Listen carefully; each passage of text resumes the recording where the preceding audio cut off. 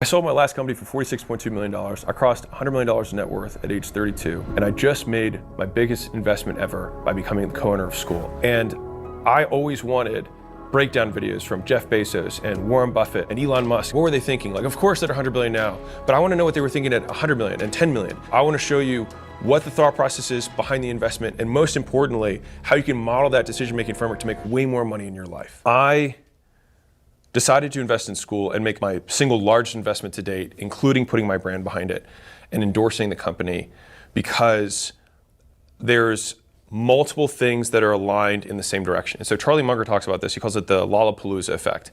And so usually when you get these like massive, explosive growth opportunities, it's not because of one thing. So a lot of people want to have a silver bullet. So it's kind of like a silver bullet fallacy. It's thinking that there's this one big thing that if we just do that, then everything else will work. And more times than not, it's the 100 golden BBs, no silver bullets. It's 2, 3, 5, 6 things that all have an incremental boost, but when you multiply all of them together, create this insane outcome. And so I see that with Skool. And so let me zoom all the way back out to like the ecosystem. So this would be like big thing number one. If we look at the education industry, so let me show you some math real quick. Education globally is 10 trillion. Big. All right. US is 1.3 trillion. Still very big. Now, this is split between two things.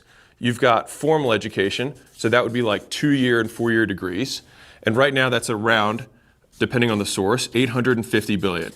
And for those of you who Google and find out that it's 863, or another source says 842, it doesn't matter, because in this type of stuff that we're talking about big forces and we're talking about directional correctness. But it's around 850 billion for formal education. Now, on the other side, it's split. You've got e-learning and online education. I'll put it that alternative education, which right now is about 250-ish billion, 200 to 250-ish billion, depending on your source. All right, so close to that. Now, here's the really interesting thing about this, and this will relate to why I'm betting really big on Skool, or at least one of the reasons, is that this one is shrinking by 6% per year. Kind of interesting. This one is growing by about $40 billion per year. Now, that is because this one's growing at roughly 20% per year. So you've got this massive nut here that's shrinking by 6%, all right, which is about, what's the math here? About $50 billion is what it's losing every year. And we've got this other one that's gaining $40 billion a year and growing at 20%. So when I see these two things, and I see this big overall industry in terms of 1.3 trillion, 1.2 trillion, whatever, I see this as actually a crisscross. So formal is continuing to go down, and alternative, or e-learning, et cetera, is continuing to go up. And so it's almost the exact amount that this one loses every single year is almost the same amount that this one is gaining every single year. And so that underpins a shift in buying behavior. People are seeing more and more that formal education doesn't give the return that it was promising. And people are able to learn skills directly that can contribute to them making more money and being able to contribute in society, feed their families, pay their rents, pay their mortgages, and ultimately just live productive lives. And so if you're a hairstylist, you're like, well, you know what? The formal education thing doesn't matter, because all I have to do is like learn how to like post on Instagram, like my clients that even I do in my garage, and I get more DMs for people who want me to do that, and not a single customer's ever asked me for what my certification was.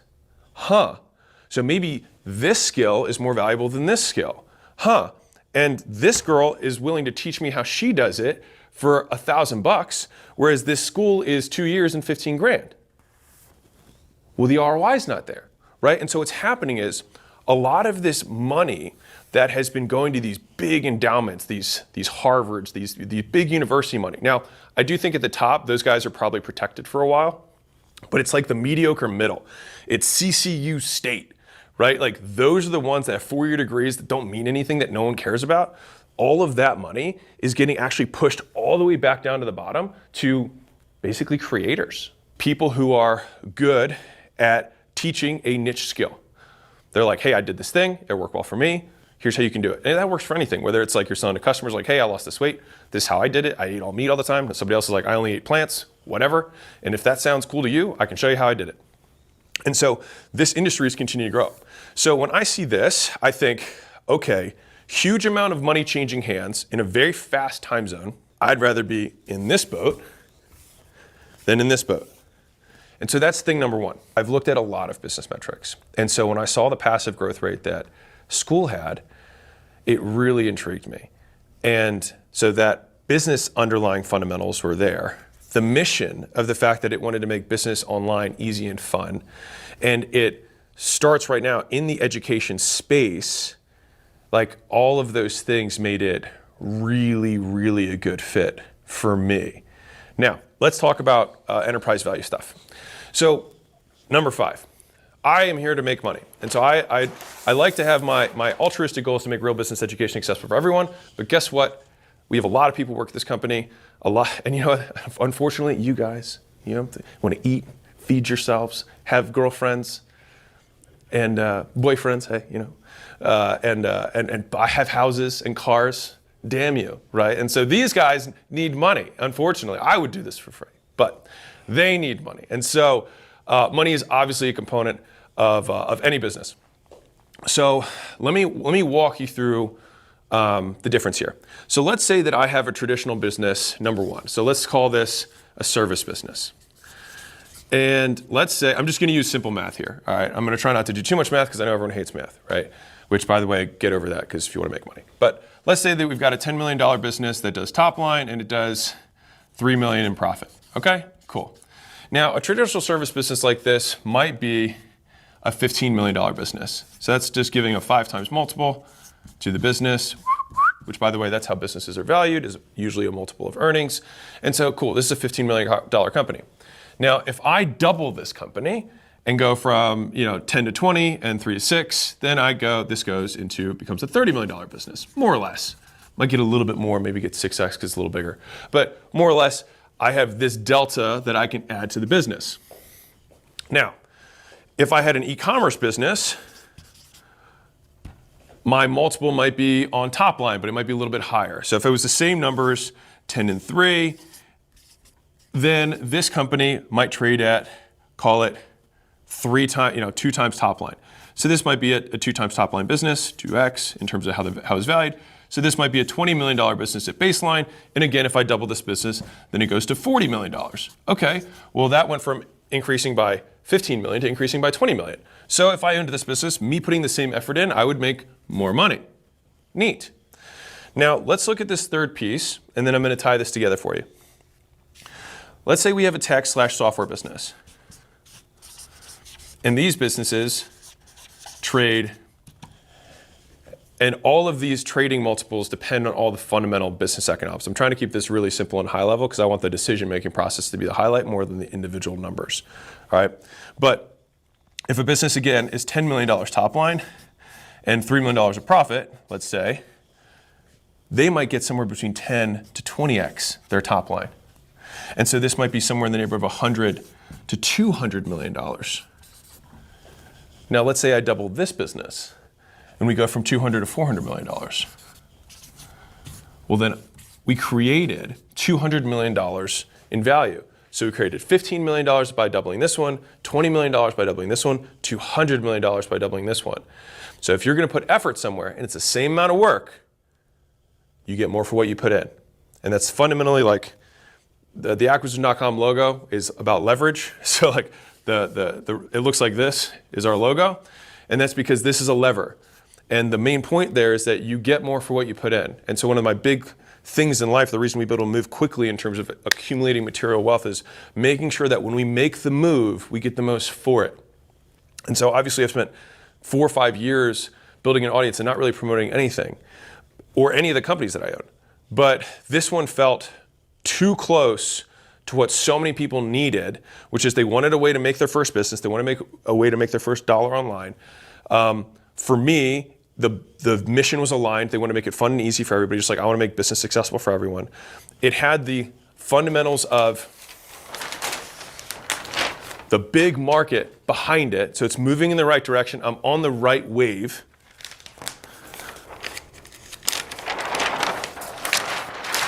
And the business itself was sound. It was a really good product. So I felt, for my brand, that if I'm gonna promote something, it had to be really good. Because if people say, I'm only trying this because of Alex, and they get in there and it sucks, who do they think sucks? Me, I'm the one who introduced them, right? Like if you had a friend who's like, oh, you gotta use Sally, she's a great hairstylist. And you go and Sally just gives you a buzz cut and puts your hair as blue. And you're like, but I wanted my hair to be red, right? Forget the buzz cut. You'd be upset. You'd be like, Sally, what the hell? This person's crazy, right? And so you'd be upset at the person who referred you. And so the same degree, I had to take this even at a higher level, because I'm also a business owner. So like I've been referred companies and I'd be like, oh, it's pretty good. Obviously there's things they could improve, but like I know that the internet has a short memory and has low forgiveness. And so I had to make sure it was something that I could really get behind, which is why it's honestly, I've been looking for something that I could get behind for years. There's just nothing that met the standard that I have for you guys, honestly. I got very excited about that. And so after 6 months, we decided to do the deal. And I talked about this big decision that I was going to make in an earlier vlog, where it's like my $1 billion decision. It was about Skool, was whether or not I was going to invest in Skool, and specifically also promote it and like actually talk publicly about it. But it felt too big and like it would help too many people for me not to do it. And so that was ultimately why I made the decision. Now, if you're listening to this, I have two camps, right? We have business owners and we have people who want to start a business. And so I want to share some cool metrics, at least they get me very excited about this and for the future, that if you want to start a business, even if you have a business, that you'll find interesting and that could probably make you money, all right? Because now I'm a co-owner of the platform, I have access to a lot of information that other people don't have.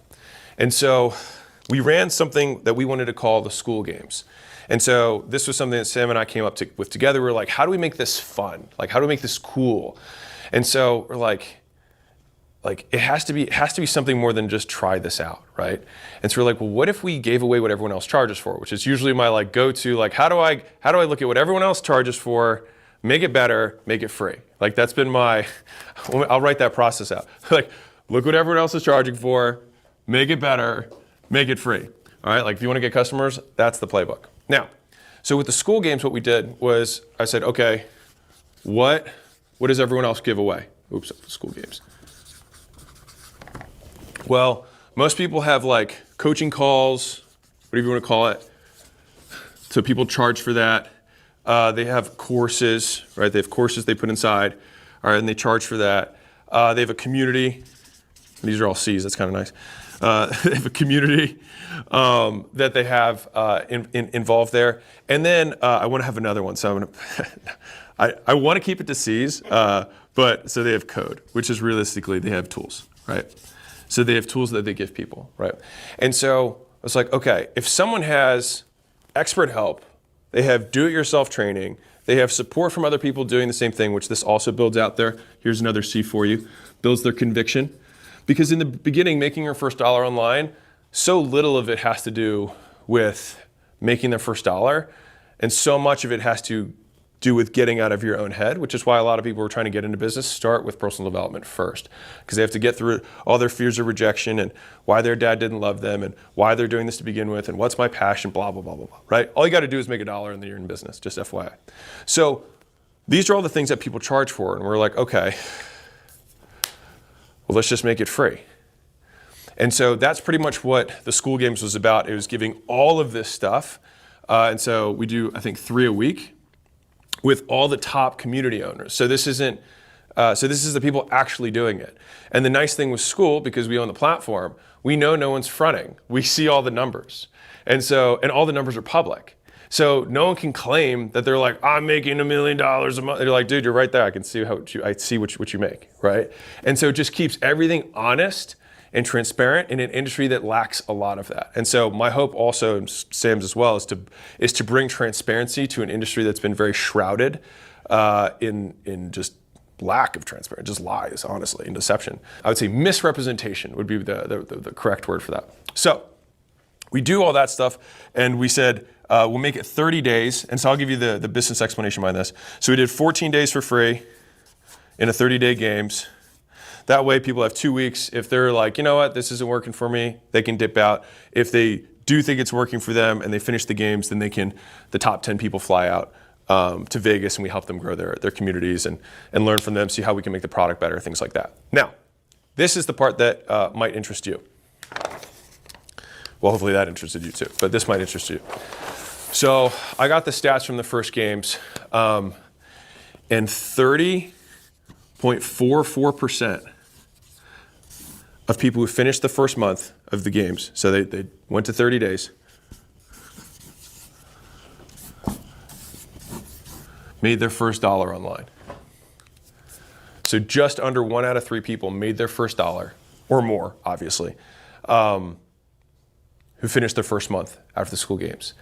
And that to me was like the most excited I've ever been finding this out, because I obviously I have so many people in our community who want to start businesses. And I was like, how can we make this as easy as humanly possible? It's like, okay, well, there's no other piece of software that has to get used. You don't have to learn anything else. It processes the money, it helps you with the delivery, it's all in one place. Like there's nothing else that's needed. Like you can run the entire business on the platform, and you can start for free. And so that's what got me really excited about it. And so I'll explain the business model to you guys if you're interested, in terms of I'll explain how Skool works, and I'll explain how the Skool hosts work. So Skool is just a $99 a month platform. And long term, that's not the monetization play. So I just like to explain where it is. So right now it's $99 a month. And we keep it that way because we just want it to be simple. Like, if we wanted to maximize profit, we would have lots of tiers, and we could do a ton of other things, believe me, to make more money with the system. That's just not the objective right now. The objective right now is to get as many students on the platform and as many teachers on the platform, so that we just create a richer and rich community of content, so that we can tackle that $10 trillion global nut of education. Because if people can go to one place to learn whatever they want from people who are actually doing it, and they'll do it affordably compared to $50,000 a year or whatever CCU charges, that is a bet that I'm willing to make. And so right now we're in growth mode. And so that's the model. It's just however many groups there are, is the times 99 is how much money the platform makes. And the platform has been losing money because we've been aggressively reinvesting in getting better and better software engineers and designers and developers to make the product absolutely exceptional. So that's why obviously I wrote a big check into it, because I want it to happen. I want it to crush, and we will. It's doing really well. So we're good there. But let's talk about you. So if you were to start a Skool community, because a lot of people who follow my stuff are like, well, I would like to start a business, and if you think this is okay, then I might give this a shot. So I'll just explain how the business model works. So you've got, this is my Instagram icon. Man, this is gonna be tough. Let's see if I know all of them. That's TikTok, I think. And then you got Facebook, right? You got Facebook. All right, whatever, that's good enough. So you got social media, so you got traffic, you got eyeballs. All right, so just think about this like this. You got eyeballs that you have to go get. Now, you can get those in any ways you want. You can post, you can run ads, you can do outreach, you can partner with somebody who already has an audience. All of these are ways to fundamentally just get eyeballs. And so then you drive those eyeballs to your Skool page. So this is why this is kind of neat. So I'll explain this to you. So our vision for this is that, we just turned on ads tracking this last month, so it's kind of exciting, is that if you think about the difference between Shopify and Amazon, okay? So Shopify, let's say I sold pens. I sell these markers, okay? So that's my product. I sell these markers, and I sell them on Shopify. Well, I'm gonna have to customize the whole page. I'm gonna have to learn the integrations. I'm gonna have to build all this stuff. But I have a lot more control. All right, so that's the plus, is that you get a lot more control, a lot more customization. The downside is it's a lot harder, and there's no inherent brand trust. So if you just throw up a Shopify store with pens, why should I buy from you? Not a really compelling reason. All the way on the other extreme, you have Amazon. So I'm the same guy selling pens, but I put it on Amazon. Now I can't control the color, the reviews, I can't control anything. I just know that I have to use the template that Amazon has, and I put this on there. But here's an interesting stat for you. So I have a book, I have multiple books, in the $100 million series, $100 million offers, $100 million leads, and another one coming out soon. And so my Shopify page converts at like 2 to 3%, something like that, which is like fairly standard for e-commerce. My Amazon page that has the same book converts at 30%. So 10 times as efficient in terms of converting. Now, Amazon obviously takes its fee for doing the transaction, whatever. But the key point is that because what happens is you start to build inherent trust in the platform. And so as people begin to trust Skool more and do more and more transactions on Skool, then these Skool pages will convert better than any page that you could possibly build on your own because you get to borrow Skool's credibility. That's the key point. And so if you're trying to get into business, like number one way to make lots of money, just have amazing, like a massive, huge brand and an audience. Okay, but if you're trying to get into that, it's like telling a model, like, how do I be successful? It's like, be born beautiful. Like, how do I be born? How to be a great musician? Like, be born a great musician. Whatever. Point is that we can actually help arm people who are getting into business by letting them borrow our brand credibility. And because of this, it also becomes way lower technologically in terms of difficulty for somebody who's starting out. How does making a Skool group or taking this business model compare to, let's say, something like dropshipping or e-commerce, like any other thing that Yeah, it depends on the goal, right? And so if you're trying to make money on the internet, you want the thing with the simplest business model that has the lowest risk and the fewest moving parts. And I think Skool has that. I would say I'm quote biased because I'm a co-owner, but like I honestly, I would never risk my reputation to say something I just wouldn't do it. So you can choose to believe that or not. From a selling perspective, if you wanted to have like a big exit in a business, you have to prove that you have an asset that is sellable that works without you. Now, a Skool community or community in general, if it's built off the face of a founder, is going to have the same issues of key man risk that any business that is built on a founder would have. And so you would have to build a Skool community differently if you had that intention. Now, the vast majority of people that consume my stuff are trying to just make a lot more money than they currently are, whether they're by quitting their job to start something or within their business, they just want to grow it. Now, some people want to sell, which, hey, acquisition.com is what we're here for. Give us a call. The main thing that someone wants to buy in a business is long-term recurring revenue. Is you want to know that the people that are paying today are going to pay 4 years from now. And so Skool isn't, is it a sellable asset or not a sellable asset? It's just like any other recurring business. How good you are at it will dictate how recurring it is and how valuable it is. And so I'll give you an example. There's let's say an acquaintance of mine who has a business that services mechanic shops. So really niche, he's got 10 locations, so he knows what he's doing. He's not somebody who like started one, wasn't making money, and then started, like those who can't do teach. He didn't go that model. Like he has 10 locations, he's legit, he's done a handful of roll-ups, like a very legitimate player. And because he is legit, he has a business that does, I think, just under $50 million a year, all on recurring community, right? And so if you have a niche expertise that has super high value, and compared to everything else in the marketplace, you have all these benefits that no one else has, people will stay and they'll continue to pay. And this guy is growing every single year. And so if I'm looking to acquire a company, yes, I'm super interested. Now on the flip side, if you create a community and you don't provide value and people cancel in 2 months, then no, it's not going to be valuable. You'll make an income because you'll know how to market and you'll convert you just do number of new conversions per month times average order value, and you'll get how much money you're going to make in terms of income. But I would say this is that if you're trying to get going, don't worry about that. Get the first dollar across the bridge. You'll learn so many skills in just doing that. The next steps will become clear to you once you take the first steps. Because it's really easy to get overwhelmed in the beginning. Just get the first dollar across the line.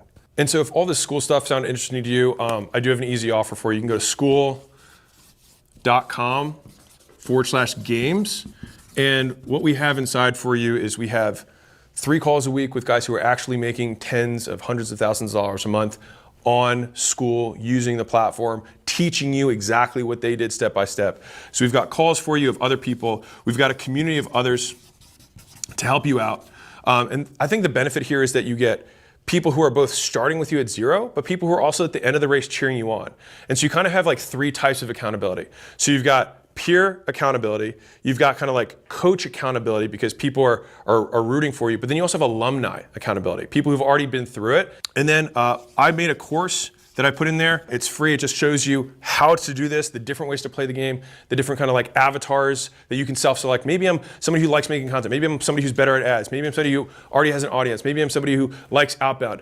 Maybe I'm somebody who likes to have a partner. So I break down all the different paths that you can use to really start making money on the internet with what I think is the easiest business model out there. The best part, in my opinion, is that all of this stuff, obviously we have the prizes, the top 10 get to fly out, so hopefully you can do that. But you only need 3 people, and I just did a 1-day full deep dive. It's 8 hours of me just helping the top 10 communities scale, and those recordings are live right now. So if I had a $100,000 mastermind or something, this would be it, except it's yours and it's free. And here's my incentive for you.